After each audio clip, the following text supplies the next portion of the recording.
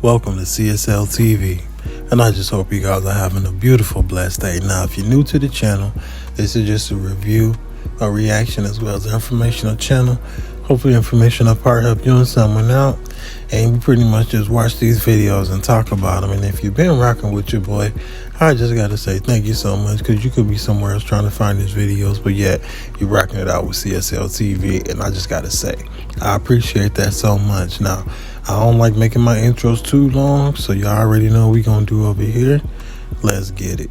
This story is tragic, and we have to warn you, the details may be upsetting. This is 24-year-old Kyrie Jackson, a talented football player who had just been drafted by the Minnesota Vikings. Kyrie was known for his incredible skills on the field. In his college years, he played at both the University of Alabama and the University of Oregon, where he shined as a first-team All-Pac-12 player. He had a bright future ahead of him in the NFL, and his coaches and teammates held him in the highest regard. But this promising young athlete's life was cut short in a devastating incident over the weekend. Kyrie was out in his hometown in Maryland with his friends, former high school teammates Isaiah Hazel and Anthony Litton Jr. They were all riding in a Dodge Charger with Isaiah behind the wheel. As they drove, a silver Infiniti attempted to change lanes at a high speed. That's when the driver of the Infiniti lost control and collided with the Dodge Charger. The impact caused the Charger to veer off the road, striking several tree stumps before coming to a halt. The crash was devastating. Isaiah and Kyrie were pronounced dead at the scene. Anthony, who was sitting in the back seat, was rushed to the hospital but later succumbed to his injuries. Investigators believe that alcohol may have played a role in the crash. The driver of the Infiniti faces potential charges pending the outcome of the investigation. This tragic accident has left the football community and the families of the victims heartbroken. Vikings head coach Kevin O'Connell said on Twitter, "Kyrie brought a contagious energy to our facility and our team. His confidence and engaging personality immediately drew his teammates to him." Kyrie Jackson was not just a promising athlete, but a beloved friend and teammate whose life was tragically cut short. The investigation is still unfolding, but his passing reminds us of the fragility of life and the importance of safety on our roads. Man, that's crazy. And my condolences goes out to them folks' family. He just signed a deal to be able to take care, whatever you need to take care of, be independent, all that stuff.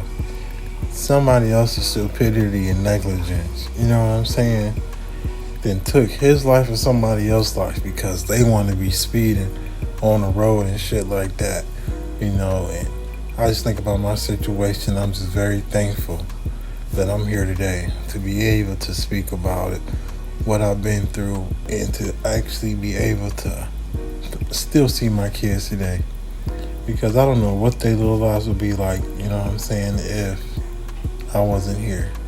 So think about him, what his folks going through. Think about if this was you, what your people, your loved ones and all that would be going through.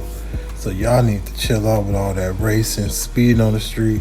When all of us share this road, it's not like y'all the only ones that's out here. Now, if you was on the track, racetrack, whatever, stuff happens out there, but it's designed to be safe for you to do that type of shit out there. Not on the road with the rest of us who's trying to either go to the store or whatever we're trying to do. It don't matter what the hell we're trying to do. We following the rules, so why should we be punished? His family will never forget about this day, even though they didn't live to be, right there with them when this all happened. But just knowing that this happened, that day right there will mark the worst day. You know what I'm saying? So let this be a teacher lesson. Teach people, if not yourself. Educate yourself. Do what's right on these roads, because this could be you. Welcome to CSL TV. But attorney was jailed for drugging his wife with abortion pills. Now, a Houston, Texas attorney, Mason Herring, 39, was caught by his wife Catherine putting abortion medication in the drinks he was giving her. Now she filed for a divorce, and he's been sentenced to 180 days in jail, 10 years of probation. Now, Mason Herring pleaded guilty to injury to a child and assault of a pregnant person in a plea deal that reduced the original charge of felony assault to induce abortion. And I'm sorry, but he should have served more than 180 days.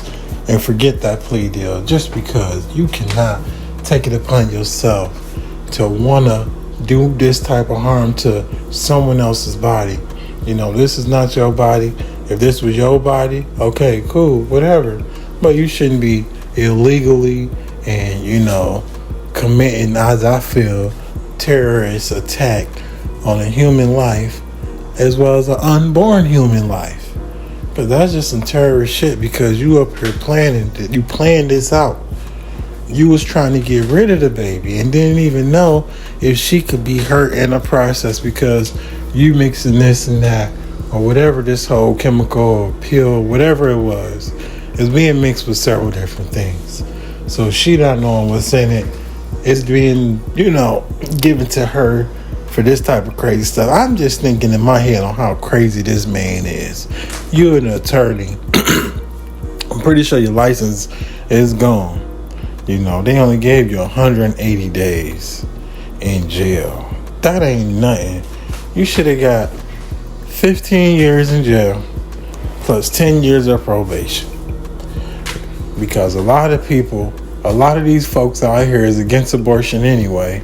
I'm against the abortion, but it's not my body to say, hey, you're not going to have this baby. It is not my body to tell somebody what to do with their body. So that's just my whole outlook of it now. As far as it being an option for some that do want to take those steps and procedures, hey, more power to you and how you look at things. But me, I honestly just don't think that's the right thing to do, because I don't feel that's a godly thing to do. And that's just my way of thinking and how I look at it. Not trying to change or influence anybody else's way of thinking, because as I said before, this is just a review and a reaction channel as well as an informational channel.